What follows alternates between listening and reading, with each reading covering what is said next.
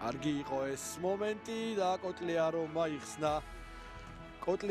იხსნა აქ ნოდარ ლომინაძის ძალიან კარგი არღვევის შემდეგ ბოთის კოლხეთი.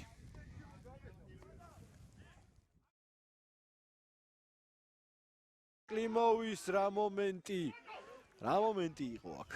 გოლის გატანასთან ძალიან ახლოს რუსი ცენტრალური ფორვარდი ლომინაძე ახლა აპირებდა დარტყმას არ დაარტყა, კიდევ ერთი გადაცემა გააკეთა მორჩილაძეზე საჯარიმოში, მორჩილაძე დარტყმა და გადარჩა ბოთის კოლხეთი.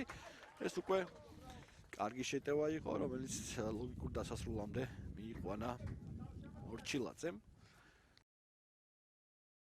ხარებავა დაარტყა, აქედან დაარტყა და ძალიან მცირე მანძილით აცილა ბურთი გიორგი ხარებავა მაგ დინამო თბილისის კარს. ახლოს იყვნენ გოლის გატანასთან ფოთელებიც, ერთი შეტევა გააკეთა.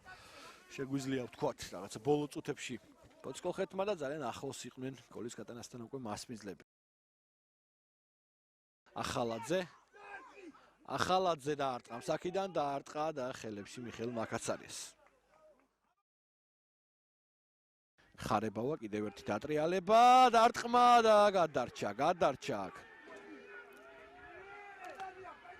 კლიმოვი პენალტს ითხოვს. ცვლილება გვექნება ფოთელთა შემადგენლობაში, პაჩულია ემზადება მოედანზე შემოსასვლელად. სახალაძის ჩაწოდება ამასობაში მაკაცარია ბოლო მომენტში მოახერხა ამბურძე თამაში, თორემ იქ შეიძლებოდა ხარებავას დაესრულებინა ეპიზოდი გოლით. დარტყმა კარში მაკაცარია იგერიებს ამბურძს. კიდევ ერთი კუთხური იქნება. ჩაწოდება თუ გამოვა ვაწაძეზე არა. გრძელდება დინამოს იერიში.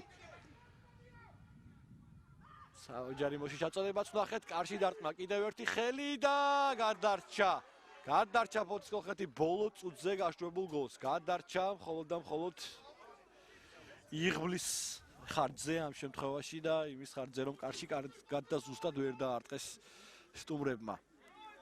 ნახოთ ძალიან საინტერესო იერიში, რომელიც აქ ბოლო წუთებზე განვითარდა.